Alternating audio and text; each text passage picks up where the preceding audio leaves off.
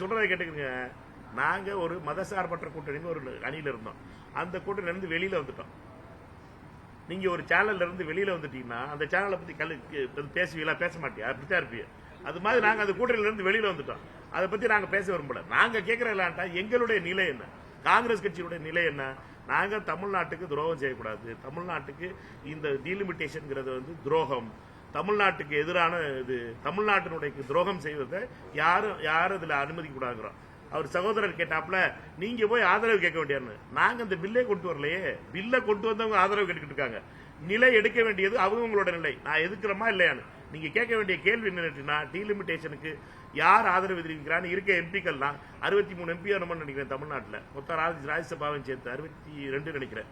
62 ராஜ்யசபா மொத்த ராஜ்யசபாவை சேர்த்திங்கன்னா 62 பேர் இருப்போம். 62 பேர்ட்ட கேளுங்க மைக் நீட்டி, நீங்க யார் வைக்கிறீங்களா டீலிமிட்டேஷன்? எல்லாரும் பதில் சொல்லட்டும். அதுல கணக்கு தெரிஞ்சிருக்கும் 62ல எத்தனை பேர் வாக்கு போட போறாங்க.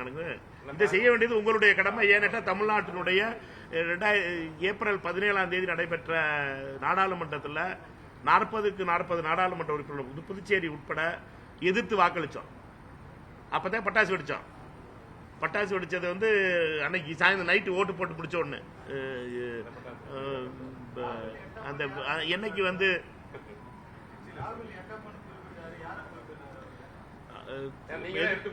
எதிர்கட்சி தலைவர் ராகுல் காந்தி அவர்கள் இந்த டீலிமிட்டேஷன்ல யாரு தமிழ்நாட்டில் அதை எதிர்த்து வாக்களிக்கிறார்களோ அவர்கள் எட்டப்பர்கள்.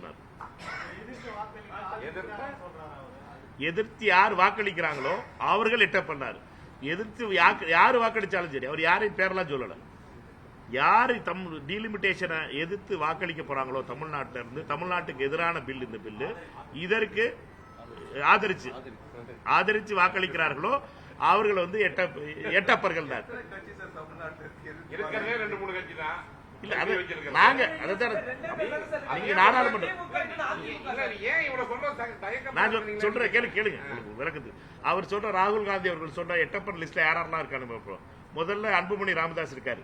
அவர் முதல்ல அறிவிச்சிட்டாரு எட்டப்பர் லிஸ்ட்ல நம்பர் 1 இருக்காரு அவர். ரெண்டாவது அமித்ஷாவுடைய அதிமுக இருக்கிற எம்பிக்கள் அவரெல்லாம் எட்டப்பர் லிஸ்ட்ல இருக்காங்க.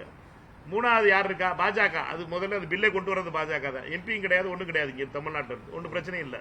இப்ப வேற யாரும் இந்த எட்டப்பர் லிஸ்ட்ல சேருதாங்கிறத நீங்க கேட்க வேண்டியது. யார் ஓட்டு போடுறாங்களோ அப்பதானே தெரியும். நான் சொல்றதை கேட்டுக்கிறேங்க. பிட்ரயலுக்கு தமிழ்நாட்டில் அதாவது துரோகத்துக்கு ஈக்குவல் என்னன்னு கேட்டீங்கன்னா அது எட்டப்பன் தான்.